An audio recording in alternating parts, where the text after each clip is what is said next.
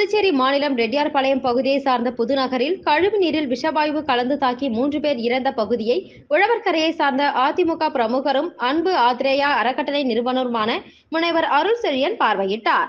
தொடர்ந்து கழிவுநீர் சுத்திகரிப்பு நிலையத்தையும் அவர் பார்வையிட்டார். மேலும் அவருடைய நண்பரான கிரீன் என்விரோ போலஸ்டர் நிறுவன தலைவர் ரணதேவ் ஆனந்த் மற்றும் அவருடைய துணைவியார் காயத்ரி ஆகியோரை பெங்களூரில் இருந்து வர வைத்து இந்த நிகழ்விற்கான காரணத்தையும் அதனை சரி செய்ய வேண்டிய டெக்னிக்கல் விஷயங்களையும் ஆராய்ந்து பல அணுகுமுறைகளை பொதுப்பணித்துறை அதிகாரிகளிடம் விளக்கினார். மேலும் அரசு ஏற்பாடு செய்த ஆம்புலன்ஸ் சேவைகளுக்கு ஒத்துழைப்பு கொடுக்கும் வண்ணம் தனது சொந்த செலவில் கூடுதலாக ஒரு ஆம்புலன்ஸ் ஒன்றை புதுநகரில் உள்ள செல்வமுருகன் ஆலயத்தின் வாசலில் நிறுத்தி வைத்துள்ளார். இந்த சேவையை பொதுமக்கள் யார் வேண்டுமானாலும் பயன்படுத்திக் கொள்ளலாம் என்றும் அவர் தெரிவித்தார். மேலும் அங்கு பணியில் உள்ள முன்கள பணியாளர்களுக்கும் மருத்துவர்களுக்கும் காவல்துறையினருக்கும் மதிய சாப்பாடு ஏற்பாடு செய்திருந்தார். இந்த நிகழ்வில்